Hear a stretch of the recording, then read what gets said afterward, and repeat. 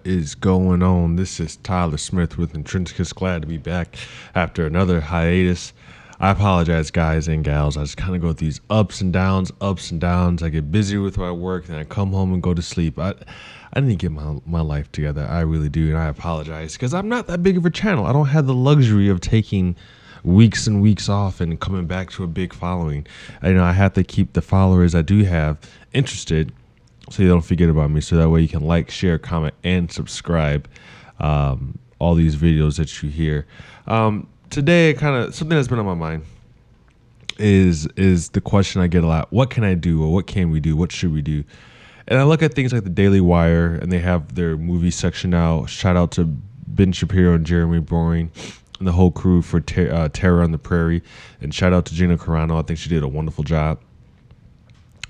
I look at people like Brett Cooper, who's doing her thing, in the comment section or whatever it's called there. I look at Tim Pool and what he's doing. I look at what all these people are doing. By the way, if you hear any background noise, there's a vicious thunderstorm going on outside, and it's permeating through the walls. So I apologize if you hear some rain and some thunder in the background.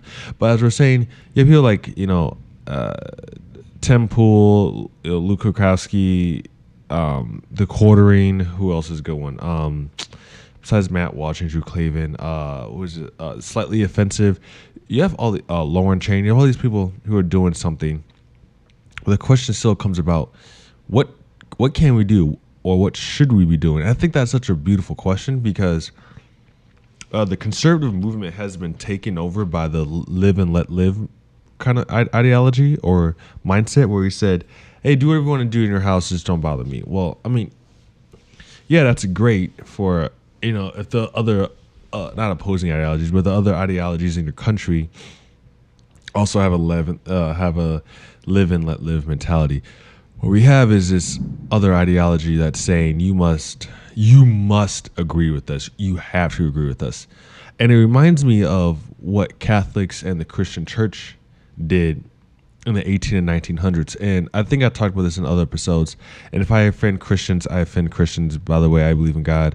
I believe that the blood of Jesus Christ is the only way through salvation and to get into heaven, even though I'm not a perfect Christian.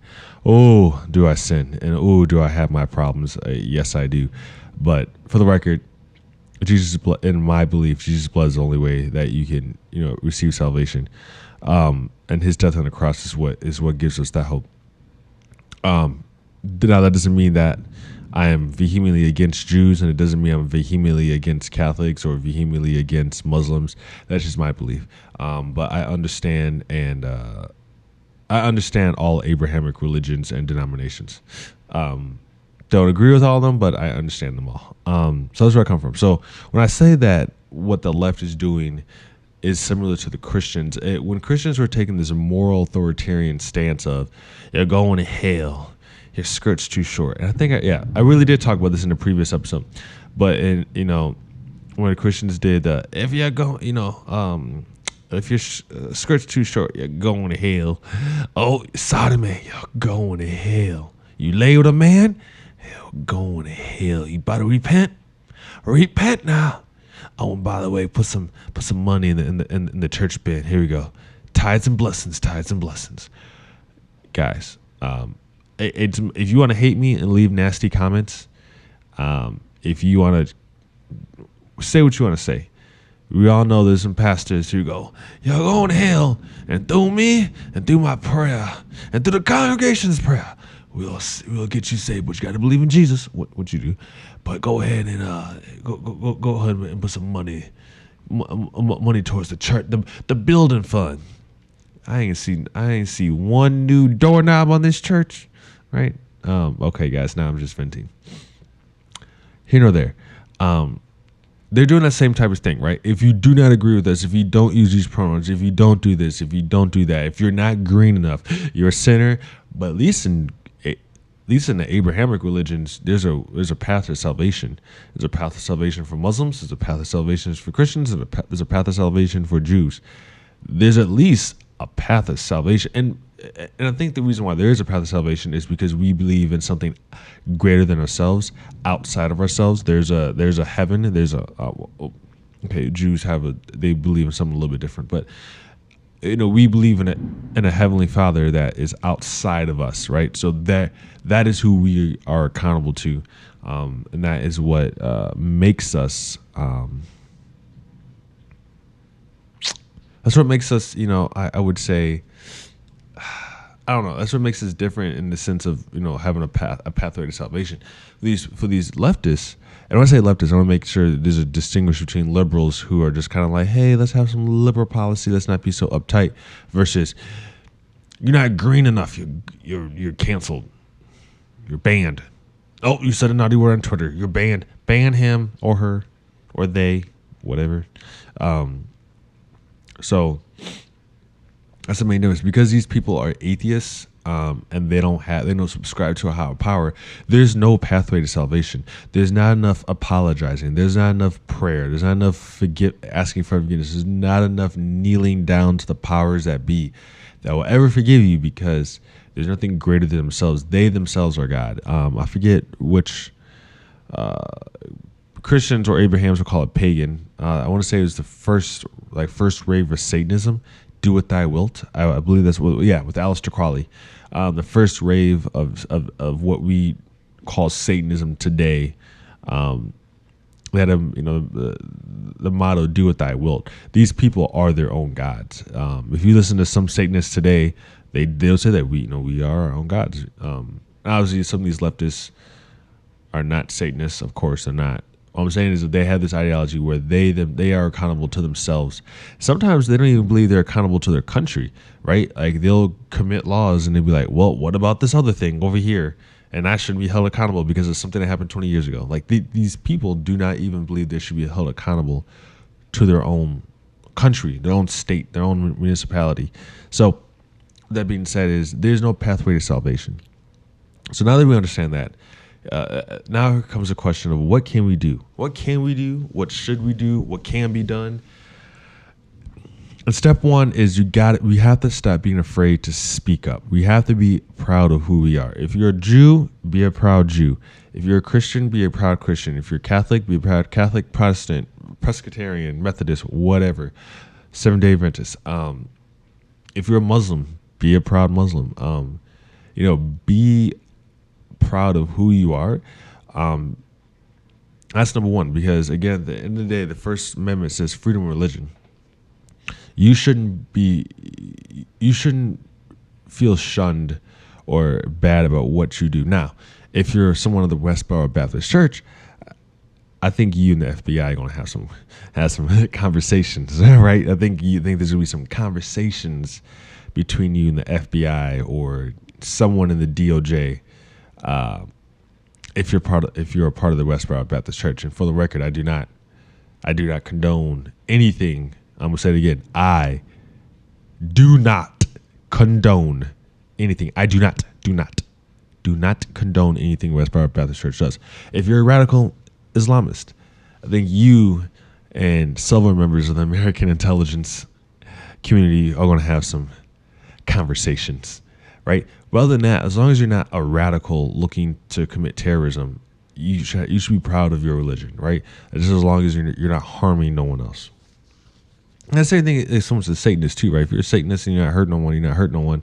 Just the moment when you start doing goat sacrifices and stuff like that, you might anger some people. PETA might come knocking on your door. But other than that, so I think that's step one, right? Don't be afraid. Number two is stop being reactive. The right or the moderates and conservatives are always reactive. They're in this live and let live mentality where they're just like, I'm just going to live my life, pay my bills, 401k, Roth IRA, la la la la la la la la la la la la la, right? They're doing all these things. I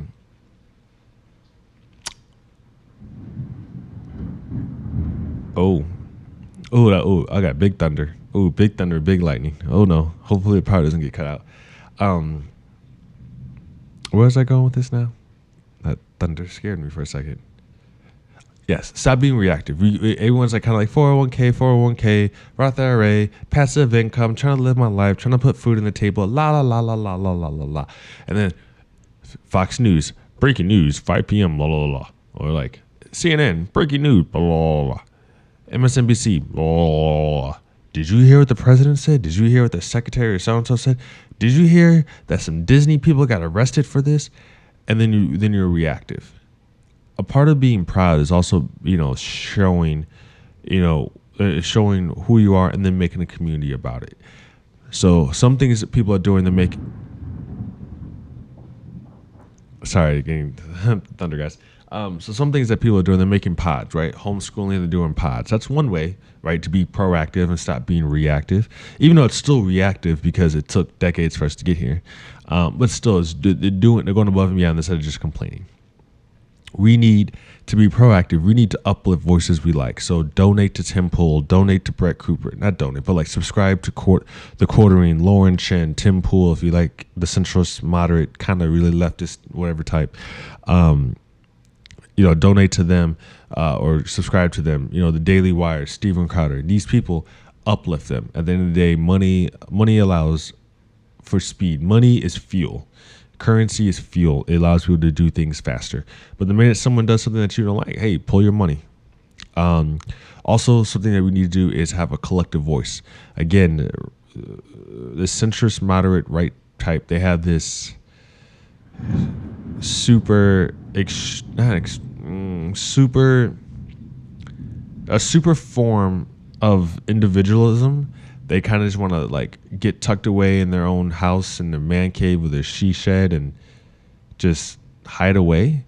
But like, you have to build a community, and that's something else that needs to happen. A community needs to be built. There's an event put on by Minds June 25th, June 27th, and it's gonna be a whole bunch of people. Tulsi Gabbard, the dude from Project Veritas, James O'Keefe.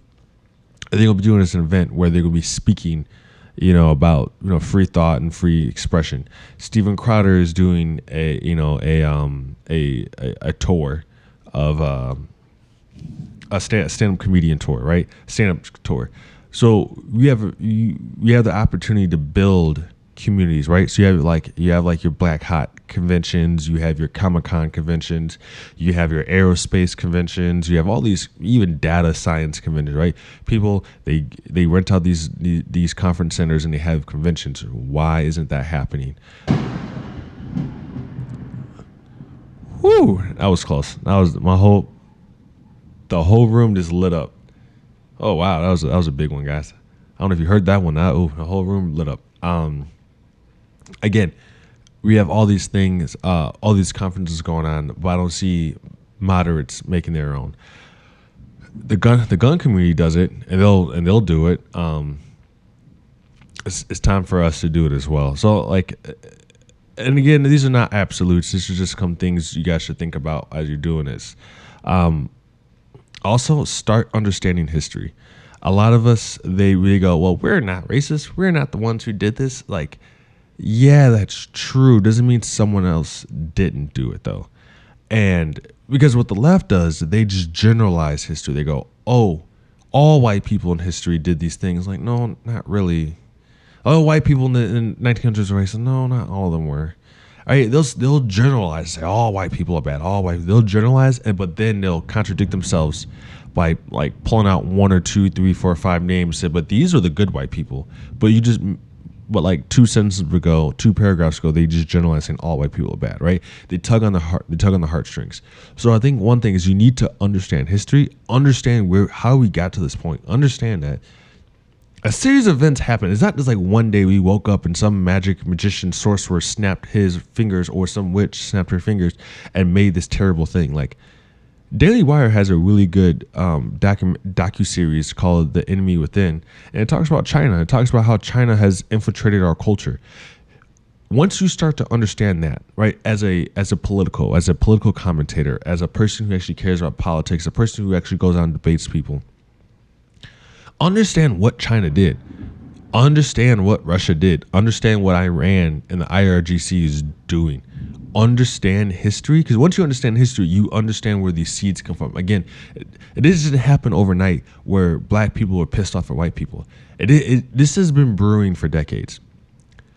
Guess what? There are cops who are filled with the ego and are like, I'm gonna go show my toughness. Well, there's that, and then you have cops who are just they're going through a divorce, like their kid just got cancer, their parents just got cancer, their brother, sister, aunt, nephew, uncle, whoever just got cancer, their dog just died, they're going through a divorce, the wife just cheated on them, or the husband just cheated on them, the kid's got a bad grade in school, the kid's broke his arm, they don't know how they're gonna pay for that, the kid fell off his bike and gushed his head open, has a concussion, and this dude's a police officer for only 5 years, doesn't have enough money to pay for that. The wife just got laid off. Like right now, look at the situation. We're going into a situation right now. We're going to another economic hardship. The police sure have a safe job because it's government. Yeah, sure, whatever. But what if that wife doesn't have a safe, cushy job? Right? And here comes the situation where this dude's already pissed off, or girl's already pissed off, and then someone just jumps the wrong way. Like, understand history. Like, understand that. Like, the reason why black people hate cops is, yes, there have been some things that have happened inside black communities that only black people can fix, right? Where we need more black grandmothers and grandfathers and black community leaders to like fix the black community and tell them like, hey, if you act a certain way, these things won't happen. Yes, that part needs to happen. Also doesn't mean that there weren't cops in the past who abused their power. It doesn't mean that there weren't racists. Like, you can't deny there weren't KKK. One of the senators, was it John Bird? He has a statue in the rotunda in Capitol Hill. He was a KKK member, and there's a statue of him. Right, so the KKK was everywhere, and they hid within the regular population. You need to understand this because that's how when you talk to a black person who may be on the fence of being a Democrat or Republican, a leftist or a left or right, central, whatever, you say, hey, I understand where you came from. I don't think that way. Because what a lot of people on the right do is like, I'm not racist. I don't know why Hispanic black people think so. I'm not racist. Blah blah blah blah. Shut up for a second. You can't deny that a certain section of America has lived a certain way, the quote unquote lived experience. As much as I hate it to use that word, it's true. But what brought me over from being like a blue hat, like a blue, deep blue, like, I mean, like the Marianas Trench, deepest part of the ocean blue Democrat, to where I am today is understanding that not every white person is the same. That there are different subsections of America that thought differently.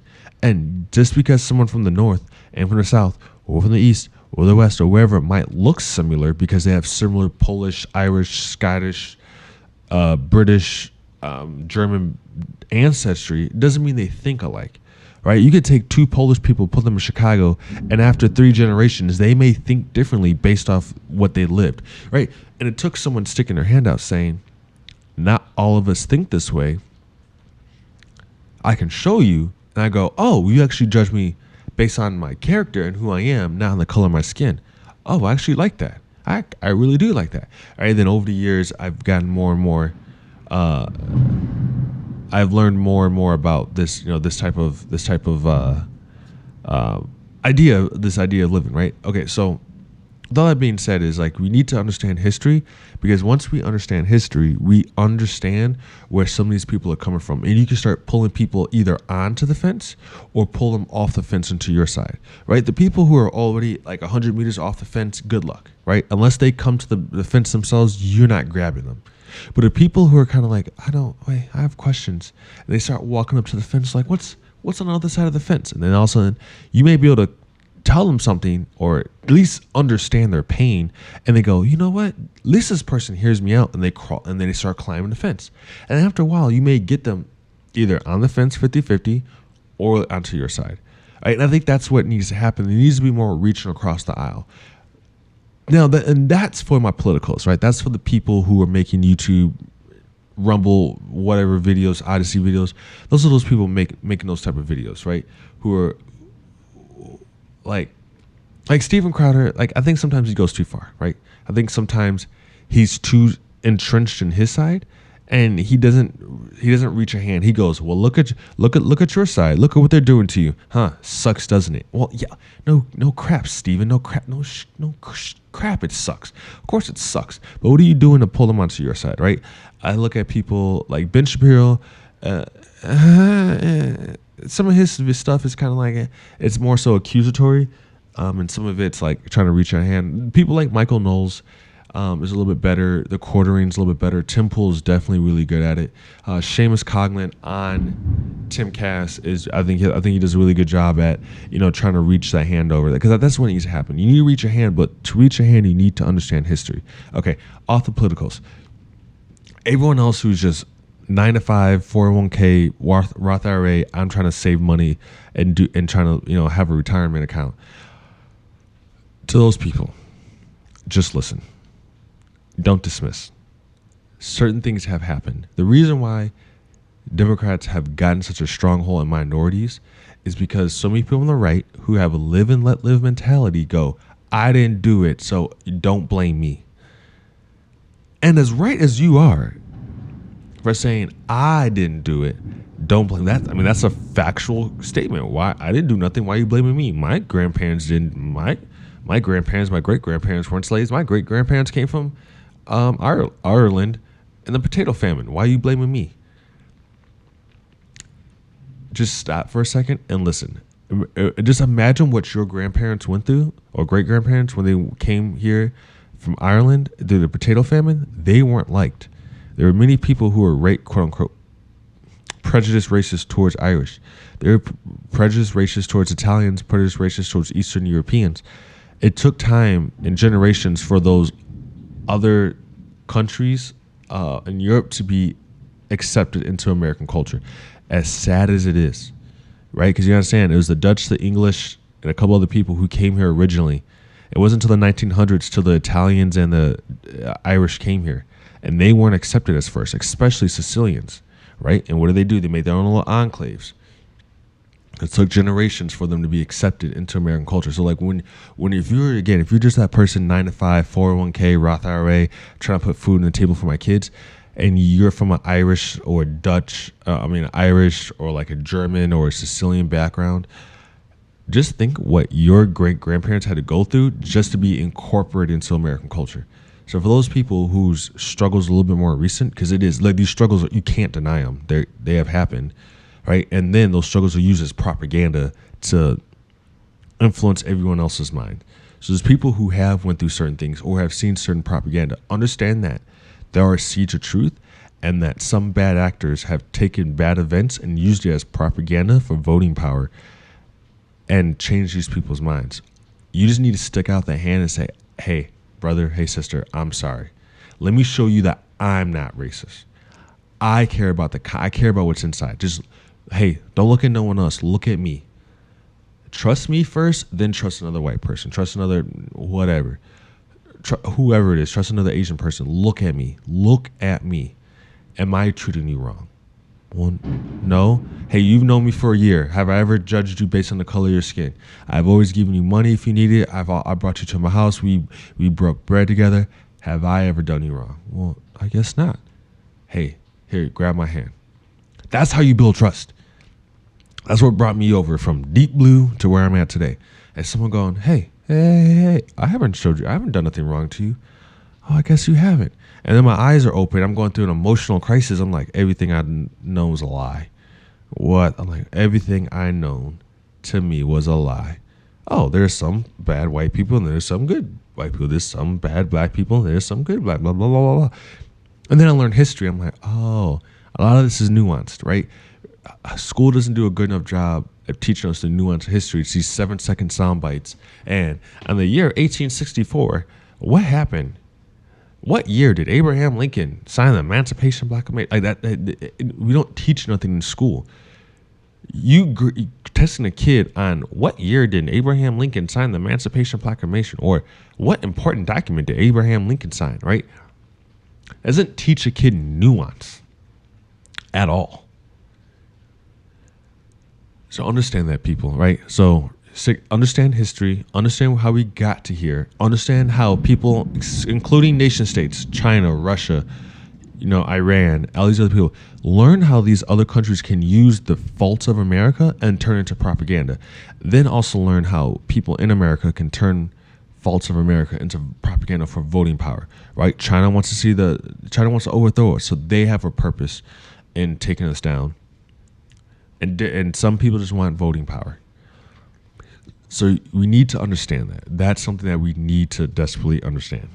Something else that we can do is we need to vote. I'm tired of these stupid voting conspiracies. Look, Trump was unpopular. I said it. Look here, just because he did his good stuff, he just didn't know how to shut up and get off Twitter. He didn't know how to shut up. He was a cocky New Yorker, and it got him. Because all the Democrats had to do is just give someone that's not cocky. Trump got anti-Trumped. That's how he lost. And I'm sick and tired of hearing all these voting conspiracies. Stop it.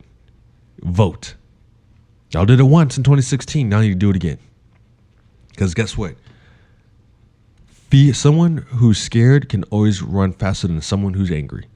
And guess what the media establishment did in 2020? Fear, fear, fear, fear, fear. I'm going to say it again. Fear can make someone run faster than anyone who's angry. Now, of course, it's the genetics. And it's an analogy. Don't crucify me on that phrase. But you get what I'm trying to say, though. Someone who's scared can run faster than someone who's mad. Fear, fear, fear, fear, fear. Trump did this. Trump did that. Trump bad man. Trump racist. Trump Hitler. Blah, blah, blah, blah, blah, blah. And now what do you have? January 6th. January 6th. January 6th. It's fear. Fear, fear, fear, fear, fear. Humans want to be coddled. Humans want to feel safe. It's only in America where we have this weird, rugged individualism that says, I can do bad all by myself. That look at any other country in this planet. Africa, people look towards central leader. And when there's that a central leader, what happens? It breaks down into gangs. Oh, another big one. The room just lit up all over again. But look at Africa. Right? There's not a central dictator. The country dissolves and breaks down into religious groups or tribes, and then those people still look towards a central leader. Look at South America. Either have a dictator or they have gangs. Right? Look at Asia. 1.4 billion people look towards Xi Jinping. Now, granted, okay, let's say 1 billion. Let's say 0.4 billion actually don't like him. I don't know. But again, let's say a part of the country doesn't like him. 1 billion people are looking towards Xi Jinping as their freaking leader. How many people in Russia look towards Putin? Only in this weird place of America do you have this rugged individualism. And freaking Australia, in the 90s, they just gave up their guns. Like, whatever, mate.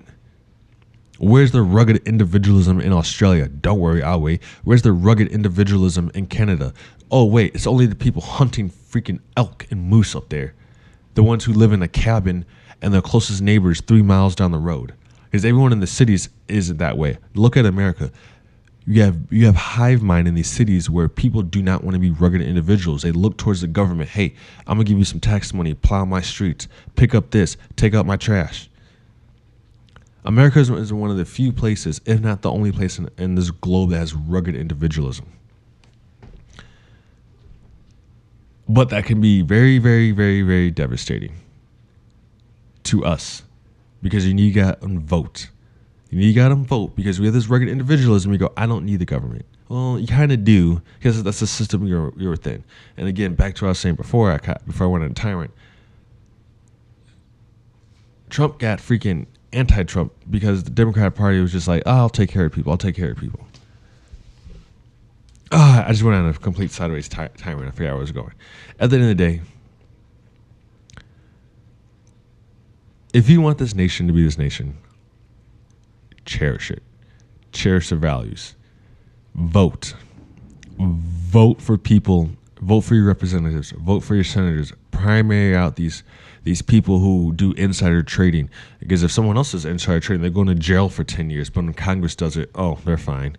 Oh, they do they have to pay a $200 fine. Oh yeah, but let all these people who are leak classified information to your New York Times, let someone in the military or the intelligence community do that. I guarantee they're going to be in jail.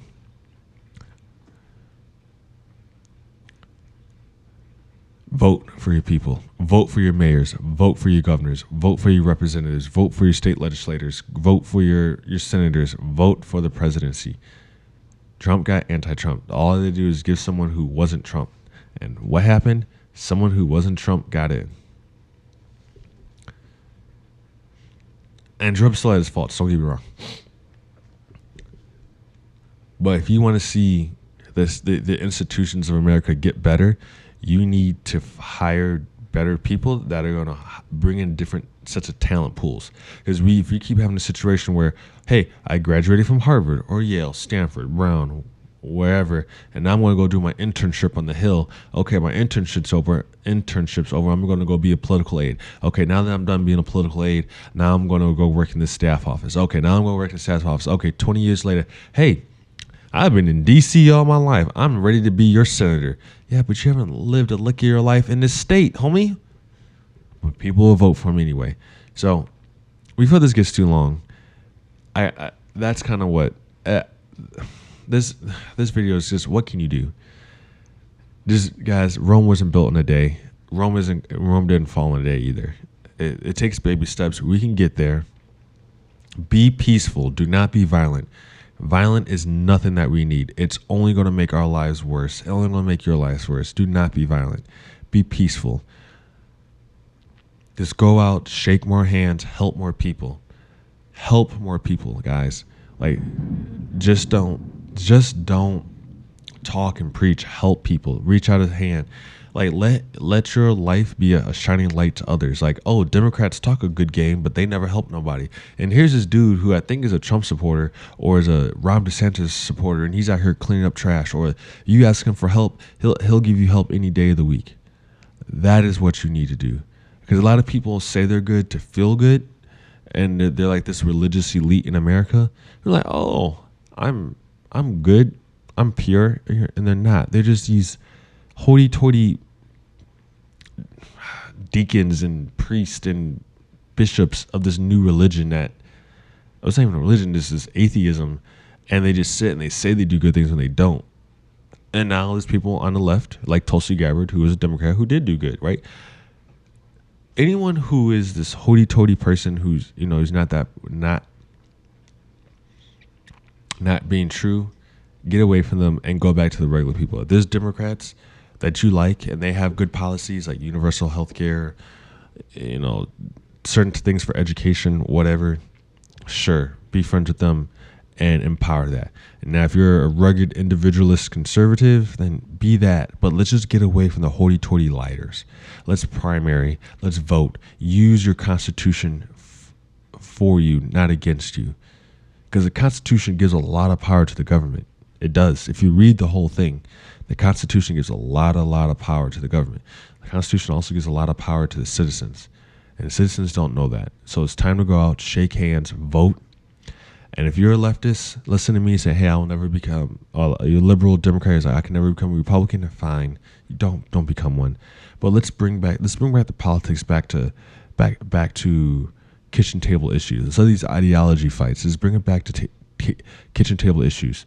Let's make energy cheap. Let's make college affordable. Let's bring back skilled trades. Hey, how do we get people to go to welding school, plumbing school, electrician school? How do we get more engineers? How do we get more people in STEM? How do we get China out of our country? How do we make things cheaper? Let's have those conversations instead of these reactive, polarized, divisive arguments we're having now. That's all I got to say for this episode. I probably will come back with more as I got a lot of stuff on my mind. But other than that, oh, excuse me. Sorry, allergies.